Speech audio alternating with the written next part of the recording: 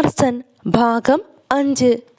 Tarzan ഒരിക്കലും നമ്മുടെ വംശത്തിൽ ചേരുവാൻ കഴിയില്ല. അവൻ നമ്മുടേതല്ല, അവൻ മനുഷ്യനാണ്. കെർച്ചക്കിന്റെ വാക്കുകൾ ഒരു ന്യായാധിപൻ വിധി പ്രസ്താവിക്കുന്നത് പോലെയായിരുന്നു. ഒരു തവണത്തേക്ക് അവന് മാപ്പ് കൊടുത്തുകൂടെ? തെർക്ക് കെർച്ചക്കിനോട് ആവശ്യപ്പെട്ടു. സാധ്യമല്ല, ഇനിയും ഒന്നിച്ചു ചേരുവാൻ കഴിയാത്തവരെ വിട്ടുപോകുക തന്നെ വേണം. കെർച്ചക്കിന്റെ തീരുമാനത്തിന് കാരിരുമ്പിന്റെ കാഠിന്യമുണ്ടായിരുന്നു. ആ വാക്കുകൾ ടാർസന്റെ ഹൃദയത്തിലേക്ക് ആഴ്ന്നിറങ്ങി. താൻ ആർക്കും വേണ്ടാത്തവനായി മാറുന്നുവെന്ന ചിന്ത അവന്റെ സങ്കടത്തിന് ആക്കം കൂട്ടി. ഞാൻ എന്തു ചെയ്യണം? ടാർസൻ അവനോട് തന്നെ ചോദിച്ചു. ഇവിടെ നിന്ന് രക്ഷപ്പെടുക. ആൾക്കുരങ്ങുകൾ നിന്റെ വർഗക്കാരല്ല, അതിനാൽ നിനക്കൊരിക്കലും ഇവരിൽ നിന്നും സ്നേഹം ലഭിക്കുകയില്ല. ഉള്ളിലിരുന്ന് ആരോ ഇങ്ങനെ തന്നോട് തന്നെ പറയുന്നത് പോലെ ടാർസന് തോന്നി. ഇവിടെ നിന്നും രക്ഷപ്പെടുക. ആ വാക്കുകൾ അവന്റെ ഹൃദയത്തിലേക്ക് തുളച്ചു കയറി. പിന്നെ ടാർസൻ കൂടുതലായൊന്നും ആലോചിച്ചില്ല. അവൻ തൻ്റെ എല്ലാമായിരുന്ന കുരങ്ങ് വർഗത്തോട് മനസ്സുകൊണ്ട് വിട ചൊല്ലി. പ്രിയരെ, നാം ഒന്നല്ല രണ്ടാണ്. അവന്റെ ഹൃദയം മന്ത്രിച്ചുകൊണ്ടിരുന്നു. ആ തത്വശാസ്ത്രം പൂർണ്ണമായും ഗ്രഹിക്കാൻ കഴിഞ്ഞില്ലെങ്കിൽ കൂടി അവിടെ നിന്നും രക്ഷപ്പെടുകയെന്നത് അനിവാര്യമാണെന്ന് ടാർസന് മനസ്സിലായി. ടാർസൻ തിരിഞ്ഞു നോക്കാതെ നടന്നു.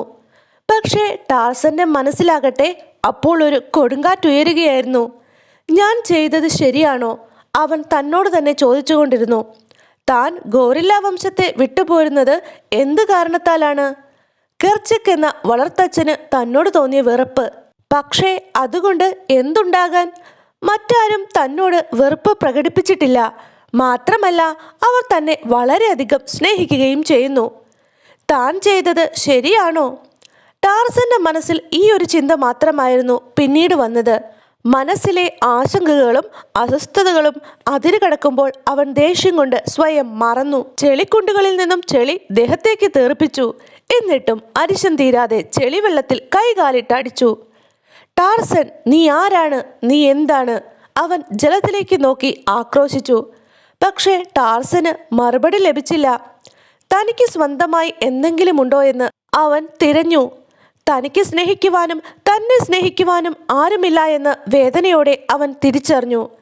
ഈ ലോകത്ത് താൻ ഒറ്റപ്പെട്ടവനാണെന്ന് ടാർസന് തോന്നി. കുരങ്ങുകളുടെയും മനുഷ്യരുടെയും ലോകത്ത് താൻ ആരുമല്ല എന്ന സത്യം അവൻ സാവധാനം മനസ്സിലാക്കുകയായിരുന്നു. ആ യാഥാർത്ഥ്യം അവനെ ഞെട്ടിച്ചു കളഞ്ഞു. ടാർസൻ, ആ പേരിനോട് തന്നെ അവന് പുച്ഛം തോന്നിയ നിമിഷങ്ങളായിരുന്നു അവ. ടാർസൻ സ്വയം ചെളിയിൽ പുതഞ്ഞു കിടന്നു. ദേഹമാസകലം വേരുകൾ ചുറ്റി. ഇപ്പോൾ ഞാൻ ഏകദേശം ഗോറില്ലയെ പോലെയാണ്. എൻ്റെ മൃദുലമേനി ഇപ്പോൾ ഒരു പഴങ്കഥയായിരിക്കുന്നു, അവൻ സ്വയം ആശ്വസിച്ചു. എന്നാൽ അതെല്ലാം കേവലം താൽക്കാലികമായ ആശ്വാസം മാത്രമാണെന്ന് അവൻ അറിയാമായിരുന്നു. മോനെ, നിന്നെ ഞാൻ എവിടെയെല്ലാം അന്വേഷിച്ചു. ആ ശബ്ദം കേട്ട് ടാർസൻ തല ഉയർത്തി നോക്കി. അതാ കാല നിൽക്കുന്നു. വേണ്ട, എനിക്കാരുമില്ല. ഞാൻ ആരുടെയും മകനല്ല. ടാർസൻ വിങ്ങിപ്പൊട്ടി. നീ എന്താണീ പറയുന്നത്? നീ എൻ്റെ മകനാണ്. ടാർസനെ ആശ്വസിപ്പിക്കാൻ കാല ശ്രമിച്ചു. പക്ഷേ ഞാൻ ഗോറില്ല അല്ലല്ലോ, ടാർസൻ കണ്ണീരോടെ പറഞ്ഞു. നീ ഗോറില്ല അല്ല, പക്ഷെ നീ ഗോറില്ലയെ പോലെ തന്നെയാണ്, കാല അവനെ ഓർമ്മപ്പെടുത്തി.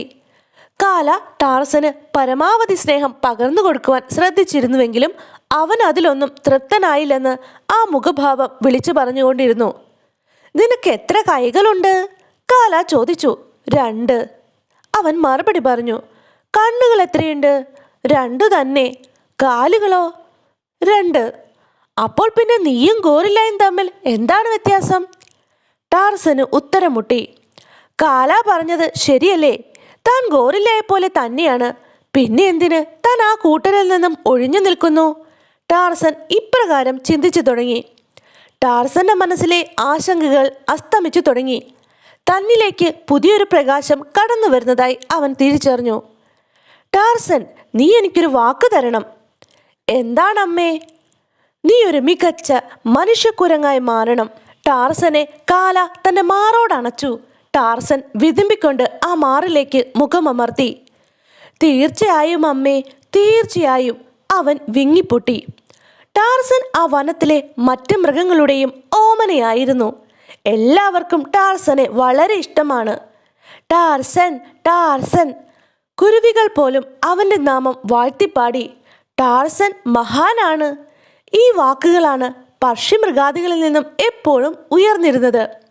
വാസ്തവത്തിൽ ടാർസന് അത് മതിയായിരുന്നു. തൻ്റെ യഥാർത്ഥ വ്യക്തിത്വം ഇന്ന് വെളിവാക്കപ്പെട്ടിരിക്കുന്നു.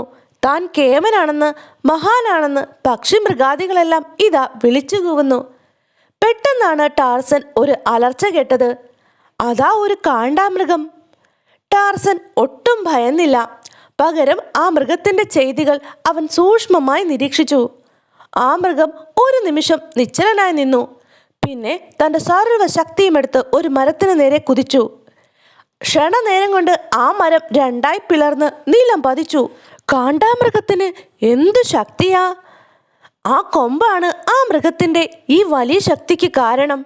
ടാർസൻ കണക്കുകൂട്ടി. പിന്നെ അവൻ്റെ ആലോചന എങ്ങനെയെങ്കിലും അത്തരമൊരു കൊമ്പ് തനിക്കും രൂപപ്പെടുത്തണമെന്നായിരുന്നു. അധികം വൈകാതെ ടാർസൻ പുതിയൊരു ആശയത്തിലെത്തി. കുന്തം. കാണ്ടാമൃഗത്തിൻ്റെ കൊമ്പിനെയും തോൽപ്പിക്കുന്ന ഒരു കുന്തമുണ്ടാക്കുക. അവൻ തൻ്റെ പുതിയ കണ്ടുപിടുത്തത്തിൽ ആവേശഭരിതനായി. പുതിയ ആയുധം ഉപയോഗിച്ച് നിരവധി വെല്ലുവിളികളെ നേരിടുവാൻ തനിക്ക് സാധിക്കുമെന്ന് ടാർസന് മനസ്സിലായി. ടാർസൻ വിജയസൂചകമായ ഒരു ശബ്ദം പുറപ്പെടുവിച്ചു. പിന്നെ അവൻ അലറി, ഇതാ ഞാൻ വിജയിച്ചിരിക്കുന്നു. എനിക്ക് പുതിയ ആശയങ്ങൾ ലഭിച്ചിരിക്കുന്നു. കുരങ്ങു മനുഷ്യരുടെ ലോകം അത് കേട്ട് കോരിത്തരിച്ചു. ഞങ്ങളുടെ ടാർസൻ വലിയവൻ തന്നെ. അവൻ കാണ്ടാമൃഗത്തിന്റെ കൊമ്പുകൾ സ്വന്തമാക്കിയിരിക്കുന്നു. ടാർസന്റെ കയ്യിലെ കുന്തത്തെ നോക്കി വിളിച്ചു പറഞ്ഞു. ടാർസനോളം വലിയവൻ മൃഗങ്ങളുടെ ലോകത്തിലില്ല. അവർ ഒരേ സ്വരത്തിൽ പ്രഖ്യാപിച്ചു. അത് ശരിയായിരുന്നു താനും. കാണ്ടാമൃഗത്തിന്റെ കൊമ്പ് മാതിരിയുള്ള ആയുധം ഉപയോഗിക്കുവാൻ കുരങ്ങ് മനുഷ്യർക്ക് കഴിവില്ലായിരുന്നു. ദിനരാത്രങ്ങൾ കടന്നുപോയിക്കൊണ്ടിരുന്നു. ടാർസൻ കൂടുതൽ ശക്തനും വേഗതയേറിയവനുമായി മാറി.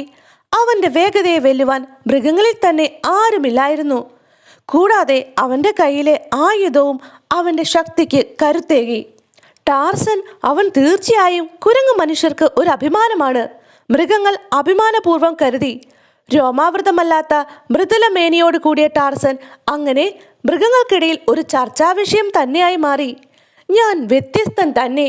ടാർസനും അങ്ങനെ ചിന്തിക്കുന്നതിൽ അഭിമാനം കൊണ്ടു. അഹങ്കാരത്തിൻ്റെതായ ചെറിയൊരംശം പലപ്പോഴും തന്നിൽ നിറയുന്നതായി ടാർസന് തോന്നി.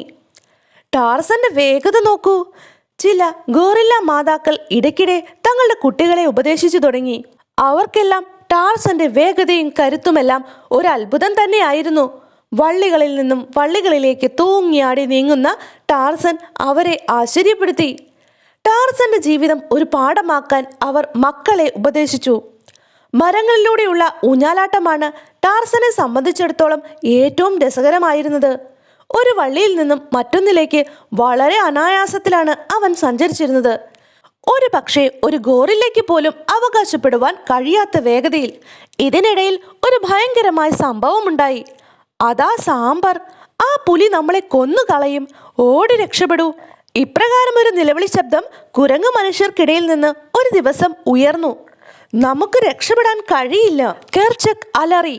താൻ പുള്ളിപ്പുലിയുടെ സമീപത്താണെന്ന് കെർച്ചക്കിന് മനസ്സിലായിരുന്നു. അതിനാൽ തന്നെ അയാൾ പുലിയെ നേരിടുവാൻ തയ്യാറായി. പക്ഷേ കെർച്ചക്കിന്റെ ധീരതയൊന്നും സാമ്പർ എന്ന ശക്തനായ മൃഗത്തിന്റെ മുമ്പിൽ ഒന്നുമല്ലായിരുന്നു. അവൻ കെർച്ചക്കിന്റെ മേൽ ചാടി വീണു. രക്ഷിക്കണേ എന്നുള്ള ആ അലർച്ച ടാർസന്റെ ചെവികളിലും എത്തി. എന്റെ കൂട്ടർക്ക് എന്തോ അത്യാപത്ത് പിണഞ്ഞിരിക്കുന്നു. ഒരു നിമിഷം പോലും ടാർസൻ അമാന്തിച്ചില്ല. കുന്തവും വലിച്ചെടുത്ത് അവൻ സാമ്പറിന് നേരെ പാഞ്ഞെടുത്തു. സാമ്പർ ആദ്യമായാണ് ഇപ്രകാരം ഒരു കാഴ്ച കാണുന്നത്. അവൻ അമ്പരന്നു. ഒരു നിമിഷം പോലും പാഴാക്കാതെ അവൻ ജീവനും കൊണ്ട് അവിടെ നിന്നും പാഞ്ഞു. ടാർസന്റെ കയ്യിലെ കുന്തം സ്വന്തം മാറിൽ തറഞ്ഞു കയറിയാൽ എന്ത് സംഭവിക്കുമെന്ന് മനസ്സിലാക്കാനുള്ള ബുദ്ധി സാമ്പറിനുണ്ടായിരുന്നു. എന്നാൽ ടാർസൻ അങ്ങനെ വിട്ടുകൊടുക്കാൻ സന്നദ്ധനായിരുന്നില്ല. അവൻ തൻ്റെ കുന്തവുമായി സാമ്പറിനെ നേരിട്ടു. ഇതാ നിനക്കുള്ള എൻ്റെ സമ്മാനം.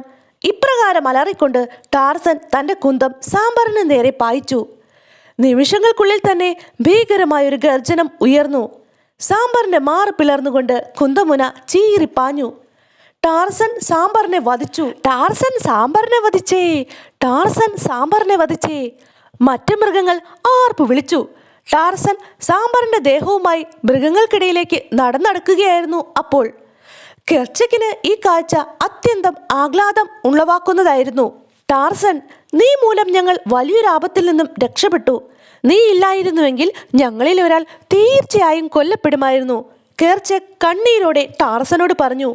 ആ വാക്കുകളിൽ നന്ദി നിറഞ്ഞു. വീണ്ടും ഒരു ശബ്ദമുയർന്നു.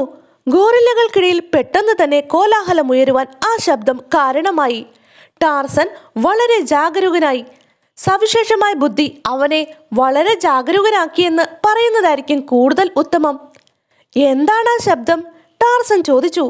കൈവശമുണ്ടായിരുന്ന കുന്തം തയ്യാറാക്കി ഒരു പോരാട്ടത്തിന് തയ്യാറായി നിന്നുകൊണ്ടാണ് അവൻ അപ്രകാരം ചോദിച്ചത്. തൻ്റെ മുമ്പിൽ എത്തപ്പെട്ട രൂപങ്ങളെ ടാർസൻ തുറിച്ചു നോക്കി. മനുഷ്യർ! അവൻ ചെറിയൊരു അന്താളിപ്പോടെ മുരണ്ടു.